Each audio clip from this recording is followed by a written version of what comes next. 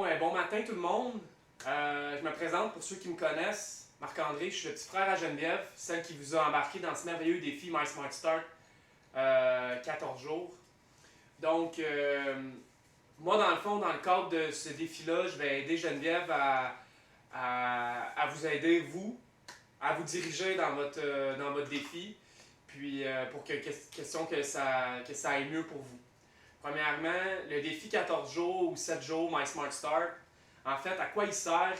Il sert à la base à aider les gens à changer leur habitude alimentaire, à changer leurs habitudes de vie, à commencer à mettre l'activité physique dans leurs habitudes, dans leur routine, puis aussi essayer d'éduquer et conscientiser les gens sur l'aspect nutrition de la chose.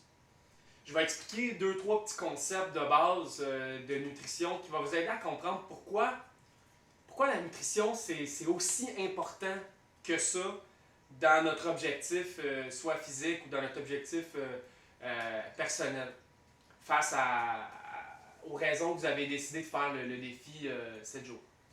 Premièrement, ma soeur vous a sûrement parlé du fait que durant le Smart Start, vous allez devoir prendre des bars, prendre des shakes, puis vous avez droit aussi à un repas à faible impact glycémique par jour.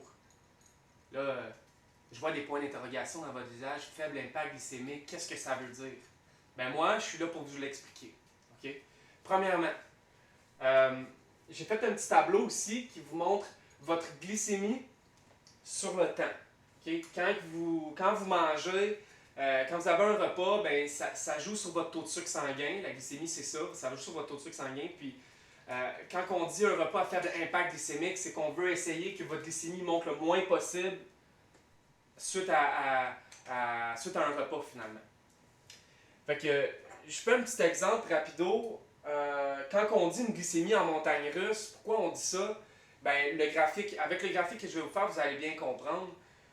Quand on mange des bonbons, quand on mange un sucre rapide, ou pas nécessairement un bonbon, mais juste une banane, par exemple, qui est vraiment, vraiment mûre, puis on dit que c'est vraiment sucré, une banane, par exemple, ben, ce qu'elle va faire, cette banane-là, en fait, elle va faire ça comme ça avec votre glycémie, ok? Ça va partir, ça va monter comme ça va redescendre, ça va remonter, ça va redescendre, ça va remonter, ça va redescendre. Ce qui arrive, c'est que tu manges ta banane, ta glycémie en monte, ah là tu te sens bien, tu es joyeux, mais par après, remarquez comment vous vous sentez, pas longtemps après avoir mangé du sucre rapide, vous avez un down de sucre qu'on dit, vous avez un manque d'énergie, là, hop, on ressent le besoin d'en remanger encore. Et ce que ça fait, c'est que, hop, ça redescend, ça remonte parce qu'on en remange, ça redescend, ça remonte parce qu'on en remange, parce que là, constamment, c'est notre montagne russe glycémique qui embarque. OK? C'est pour ça que l'important, c'est de manger des aliments à faible impact glycémique pour empêcher ces montagnes russes-là. Puis en plus, ce que ça fait, c'est quand on arrive ici, on a des cravings. On a l'impression qu'on mangerait du chocolat, on a l'impression qu'on mangerait du gâteau, on a l'impression qu'on voudrait manger quelque chose de sucré là, rapidement. Fait que, quand que je dis on mange quelque chose à faible impact glycémique, ce que ça va venir faire avec votre courbe, en fait, c'est que je vais prendre une craie verte pour vous montrer. Ça va venir, au lieu de faire des grandes montagnes russes comme ça va venir faire tout doucement, monter votre glycémie, tout doucement, mais rester le plus proche possible de la ligne du bas. Les deux lignes jaunes ici, c'est là où c'est notre glycémie qui est idéale finalement, ou on pourrait dire, mais en fait la glycémie idéale c'est la ligne du bas. On va essayer de rester le plus proche possible de la ligne du bas. Ma soeur, je pense, vous a mis un tableau sur le groupe qui montre certains aliments et leur indice glycémique. J'en ai une copie papier ici. Vous voyez, vous avez un tableau en rouge. Toutes les indications en rouge, c'est les aliments avec l'indice glycémique ici. C'est des aliments à haut indice glycémique. Ensuite, vous avez l'indice glycémique moyen qui est en jaune et l'indice glycémique vert qui est l'indice glycémique bas. Idéalement, dans la vie de tous les jours, on essaie le plus possible de mettre dans notre diète des aliments à faible impact glycémique, justement pour empêcher cette montagne russe-là. Mais encore là, pourquoi c'est si important de faire attention à notre glycémie? C'est parce que L'insuline qui est sécrétée par le pancréas, qui sert à abaisser le taux de sucre sanguin, c'est l'hormone du gras, si on veut. C'est l'hormone du ralentissement métabolique. Quand on a des hauts pics glycémiques comme ça, on a un haut pic d'insuline, ce qui fait en sorte que ça descend vite. Donc voilà, c'est l'insuline qu'on veut essayer d'empêcher le plus possible de sécréter par notre pancréas. De un, ça va limiter l'utilisation du pancréas, donc ça va lui donner une chance, puis à long terme, on évite de créer des maladies comme le diabète, par exemple. C'est vraiment plus complexe que ça, mais je vais essayer de vulgariser un peu là, pour que tout le monde puisse comprendre correctement. Fait que ça, c'est pour ce qui est du tableau glycémie sur le temps. Donc, essayez le plus possible d'utiliser les aliments en vert qui sont dans la charte que ma soeur vous a mis par courriel. Je crois qu'elle vous l'a envoyé. Puis ça va bien aller. Le plus possible, essayez d'utiliser ça. Maintenant, un autre petit concept rapide que je voudrais vous expliquer, c'est le tableau ici, c'est la dépense énergétique quotidienne. Pourquoi on dit que c'est 80% dans l'alimentation et puis 20% au gym, par exemple, ou dans l'activité physique quotidienne? Mais c'est bien simple. Regardez, ce que j'ai mis ici sur le tableau, en rouge, ok? C'est ce qui est dicté par votre métabolisme de base. Donc, c'est sans activité physique, ok? Sans activité physique du tout, vous allez avoir ce niveau de dépenses énergétiques quotidiennes. OK? Donc 80%.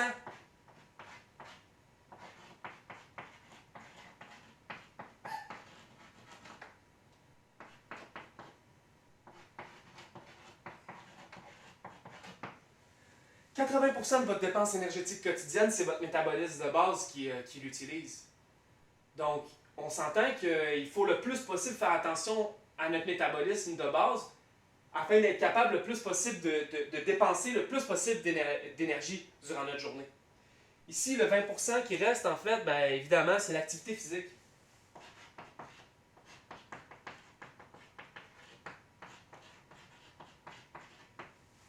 D'accord?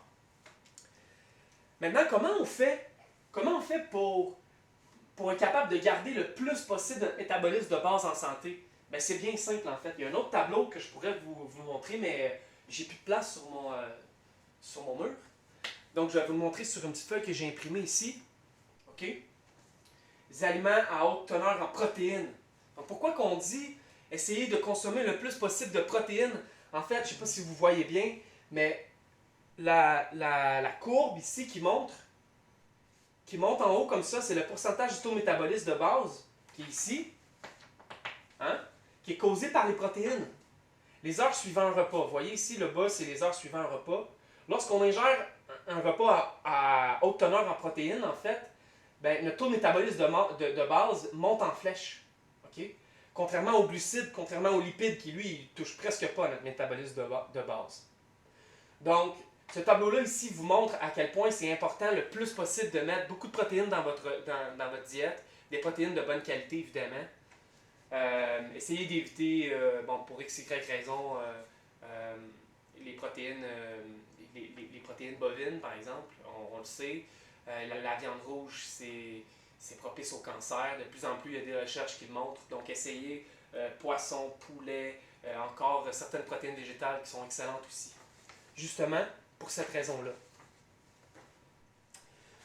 Donc, ça fait le tour un peu de ce que je voulais vous dire concernant l'impact glycémique. Si jamais vous avez des questions, quoi que ce soit, n'hésitez pas, écrivez-moi ou écrivez sur la page. J'ai toujours mon téléphone proche, puis ça me fait plaisir de répondre à vos questions concernant ça. Donc, n'oubliez pas, My Smart Start, un repas à faible impact glycémique par jour. Donc, ce que ça veut dire, c'est que vous essayez le plus possible dans votre repas de mettre qu'est-ce qui est en vert sur la feuille, le plus possible. Si vous allez chercher quelques aliments dans le jaune, ça ne me dérange pas, mais essayez le plus possible d'éviter les aliments qui sont dans le rouge, s'il vous plaît. Vous allez voir, vous allez mieux vous sentir, vous allez avoir moins de cravings, moins d'envie de manger des cochonneries à gauche puis à droite. Ceux qui ont la dent sucrée, là, vous allez voir, suivez ce conseil, ça va super bien aller. Donc sur ce, les amis, je vous encourage.